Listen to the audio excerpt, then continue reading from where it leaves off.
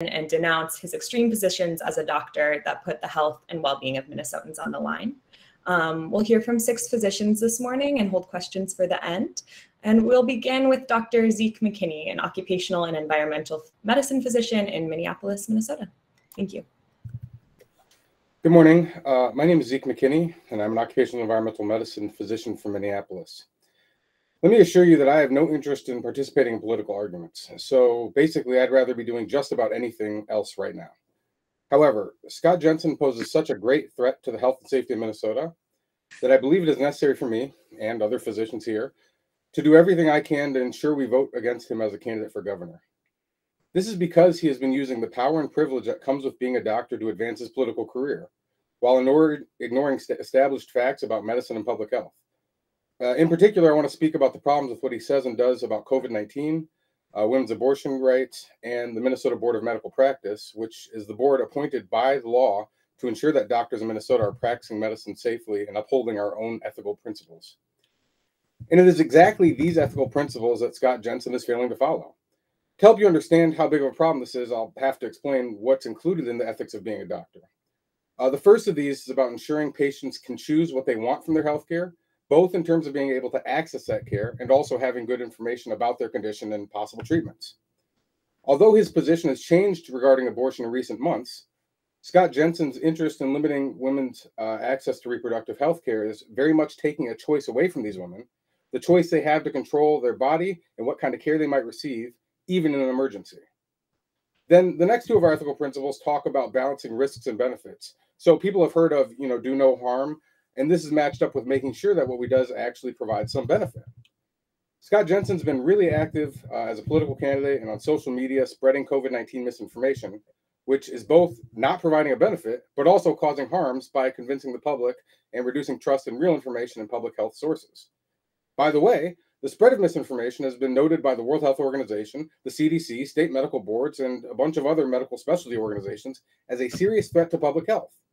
This spread of misinformation even led to him being banned from at least one social media site, which maybe isn't that hard, but I think it might be. And this is especially concerning to me because I've been working really hard to fight misinformation and disinformation throughout this pandemic. And lastly, and equally important to the rest of these, is the ethical principle of justice. So sometimes people think of this as making sure that we're providing the same level of care for different patients, but it's really a lot broader than that. It also means working outside the examination room or the hospital or the clinic to ensure that patients don't lose access to care or have bad information or are harmed inequitably by the systems in which we live. Scott Jensen's messages and policies around COVID-19 and reproductive rights ultimately will harm patients, especially patients with less power and privilege, less money, less access to healthcare, and who are already impacted by issues such as systemic racism. These are the patients who are more essential workers with exposure to COVID-19. These are the women who will not have the money and resources to travel to seek the care they may need, which might be in the case of a life-threatening emergency. And because he was investigated by the Minnesota Board of Medical Practice for spreading COVID-19 misinformation, he has claimed to want to make changes to this board if he becomes governor. But is that really justice? Trying to disrupt or dismantle the primary way that doctors apply for licenses and the group that works to ensure doctors have limitations in terms of what they can say and do? So with all this in mind, I feel it is very much my ethical responsibility to use my own power and privilege as a doctor to remind Minnesotans to vote against Scott Jensen in the interest in the health, safety, and individual freedoms of everybody in our community. Thank you. Thank you, Dr. McKinney. All right, next we'll hear from Dr. Michael Schoenleber, a retired family medicine physician in Roseville, Minnesota. Hello, I am Michael Schoenleber. I spent 40 years taking care of patients as a family physician. Initially, I delivered babies for years, and I took care of patients in my clinic as well as treating them in the hospital when they became seriously ill. For over 30 years, I served as a medical leader as chief of 3 clinics and then chief of urgent care.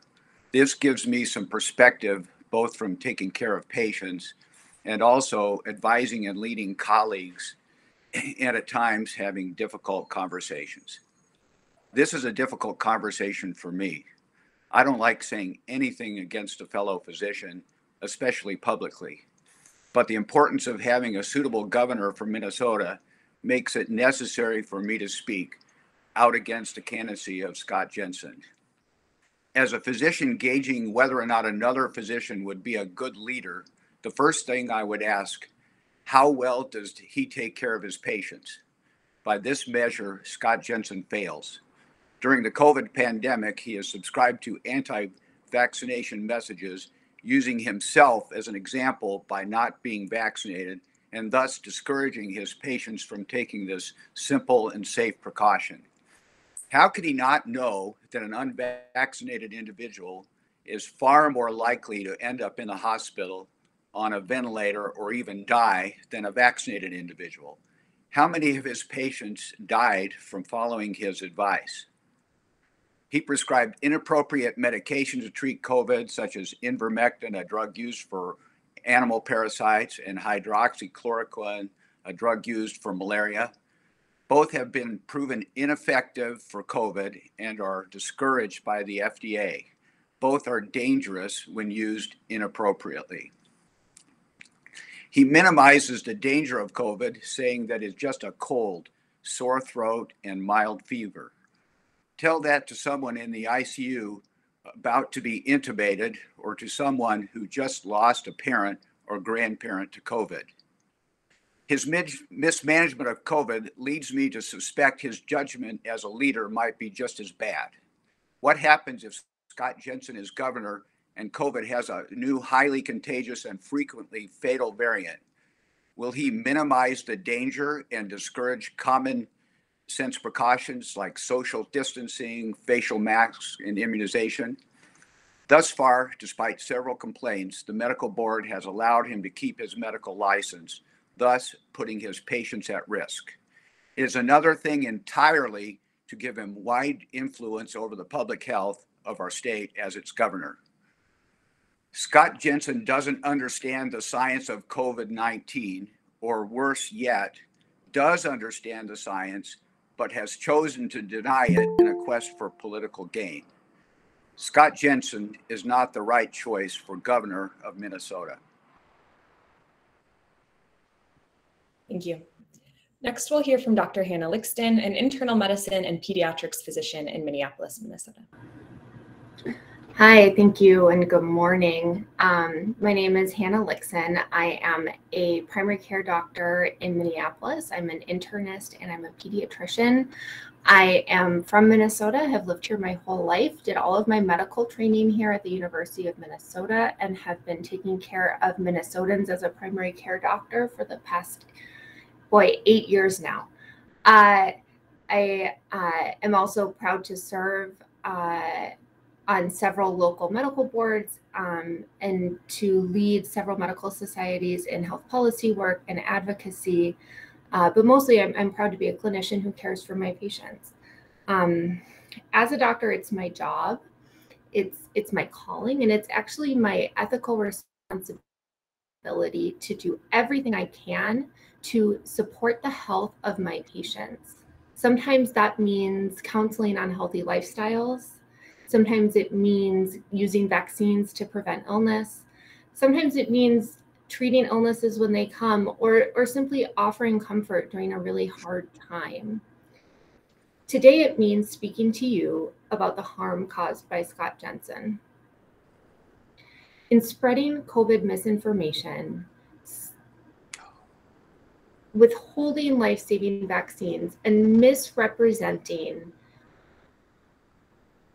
the potential benefits of sometimes disproven or dangerous treatments, Scott Jensen has repeatedly violated his oath to do no harm. And as a result, he has put the health of his patients, and due to his large political platform, the health of all Minnesotans at risk. We have a choice in Minnesota, and it's about integrity and honesty. If you, like me, hope, or better, you demand that your doctor is honest and puts your health first, then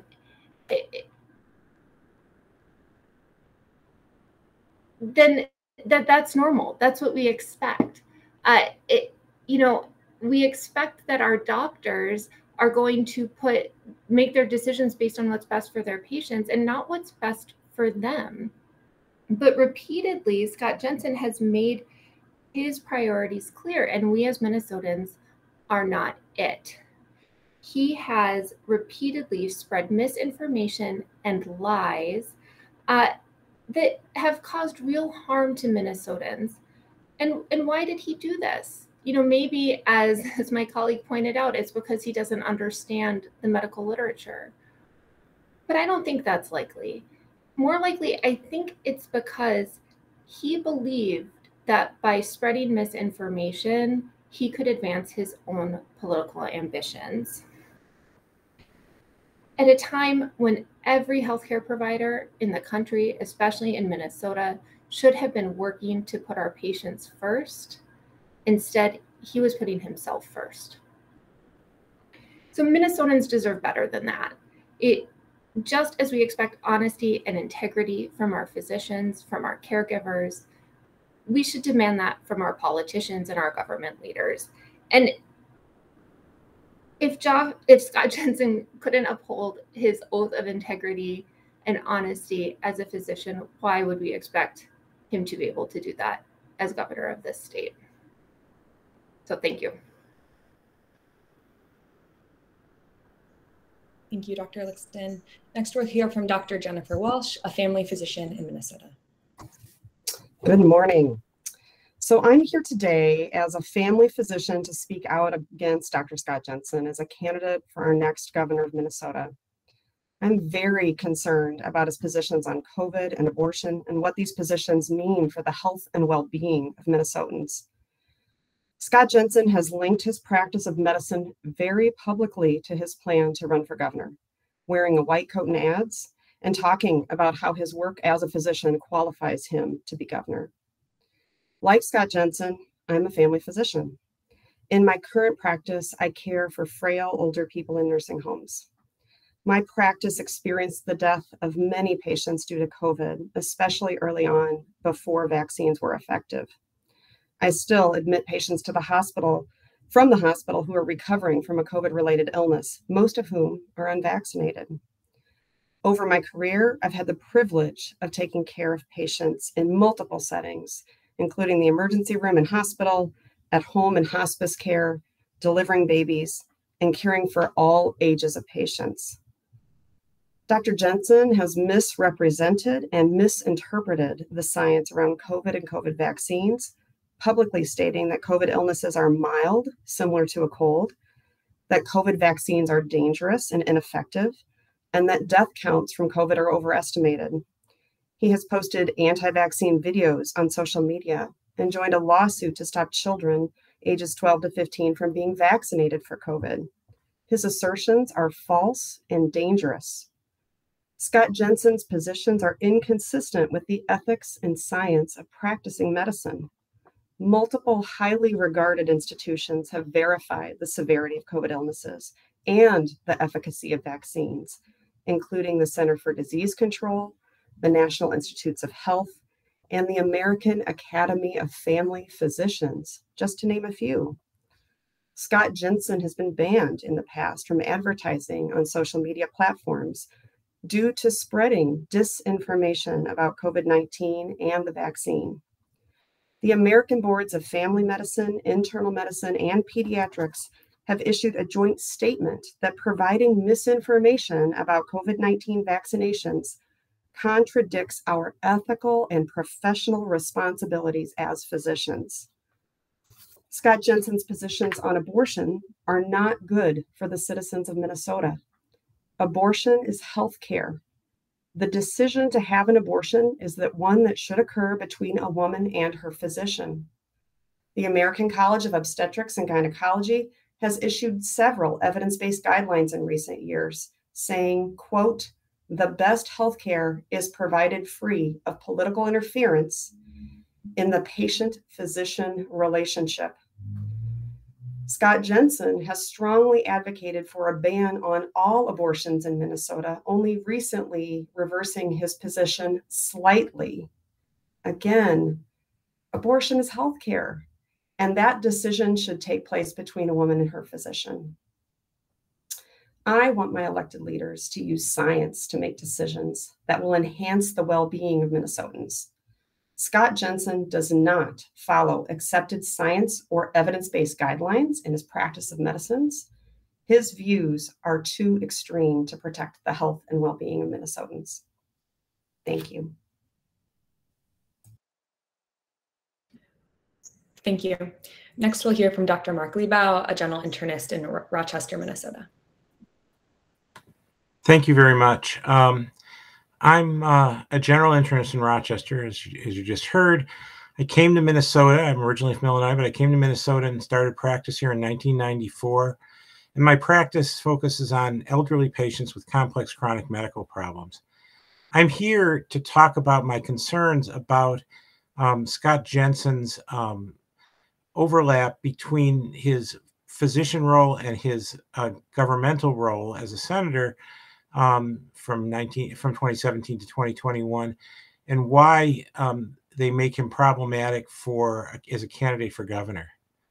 I always worried when my patients had infectious diseases, especially those that affected the lungs, because so many were at increased risk of dying from them if they had heart disease, lung disease, dementia, or diabetes, which many of them did.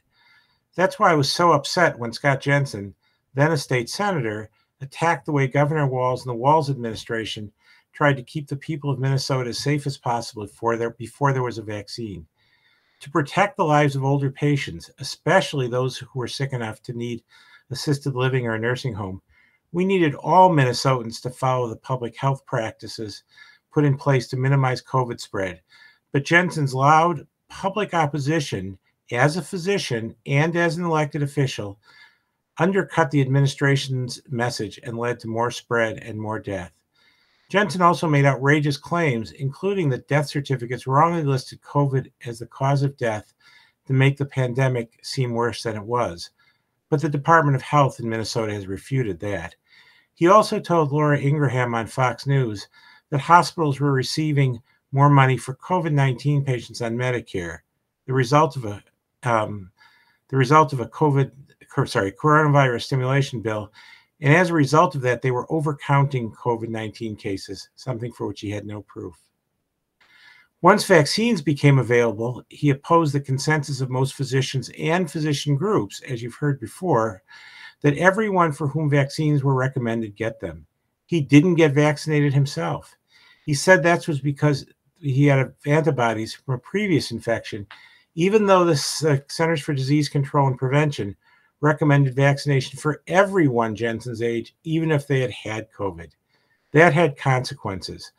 Another senator and physician, Matt Klein, MD, a hospitalist who served with Jensen in the Minnesota Senate, said last year, quote, "I'm seeing patients that are actively being harmed or dying from the sort of misinformation that he is propagating," unquote. We now know that patients who have had, or people who have had COVID vaccines have a much lower risk of being hospitalized or dying than people their age who haven't been vaccinated. Has Scott Jensen changed his position? Not that I can tell. Has he apologized for being wrong? Absolutely not. One last thing. Scott Jensen has vowed to retaliate against the Minnesota Board of Medical Practice, the group that licenses physicians in the state, if he becomes governor. Why? Because the board investigated 5 complaints of unprofessional conduct filed against them. Of course, the board never makes complaints public unless they find corrective action is necessary. So the only reason we know about complaints is because Scott Jensen had to play the victim and announce them.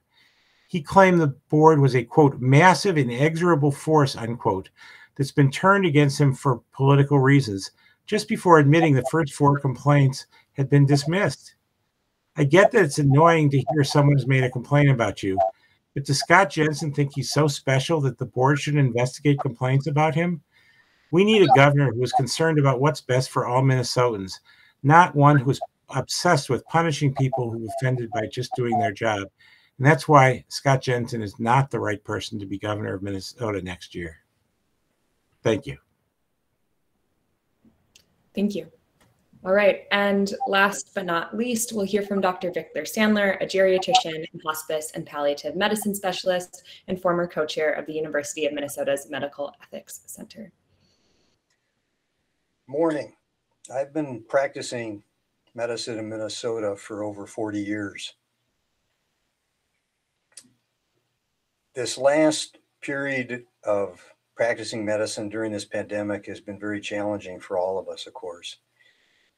We did not have effective treatments initially. As most of us recall, Donald Trump was president of the United States at the beginning of the COVID pandemic in the early 2020s. Most of us were appalled by much of what he said. Most of us physicians, I should say. He initially said the virus would simply magically disappear. And then after thousands of Americans had died, he suggested that treatments such as sunlight and UV light or placing a light inside one's body would somehow kill the virus. He also suggested that ingesting disinfectants might be a treatment. He didn't suggest that the treatment would kill you, however. He recommended hydroxychloroquine when there was absolutely no medical evidence to support its use. Now, I suppose we could rationalize or forgive Donald Trump because he's not a doctor, not a scientist, and that is why he came up with these very bizarre recommendations. But Dr. Scott Jensen has no such excuse.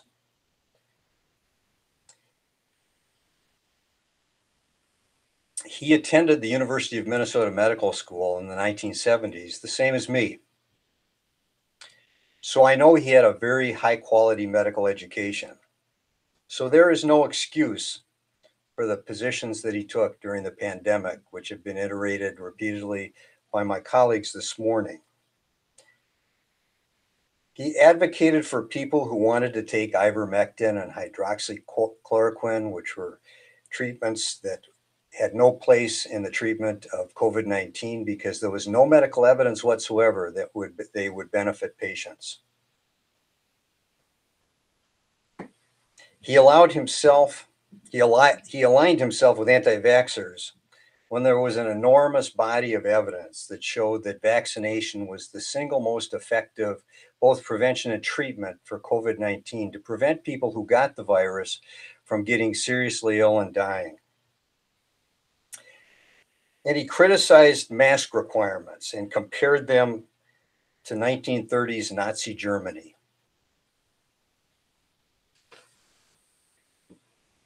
Dr. Jensen, I would ask you, did you learn this at the University of Minnesota Medical School? I don't think so. As doctors, Dr. Jensen and I have taken an oath to always act to benefit our patients and to do no harm to our patients. These are fundamental principles of medical ethics. By advocating for treatments that don't work and may well harm patients and siding against effective prevention and treatments, Dr. Jensen may well have harmed many Minnesotans. One of the most important questions I'm asked by my patients when I refer them to a specialist is, Doctor, would you recommend this person? Would you let them care for your family members? Well, when it comes to Dr. Scott Jensen, the answer is very obvious to me. I wouldn't let Dr. Scott Jensen take care of me, my wife, my children, or my grandchildren. And I certainly hope he is not in charge of the health and welfare of Minnesotans as governor. I hope you will not vote for Dr. Scott Jensen. He would be a very bad choice, and I think, unfortunately, a dangerous choice. Thank you. Thank you. And thank you to all the physicians who joined us this morning. We have a few minutes for questions if any members of the press would like to ask our wonderful speakers.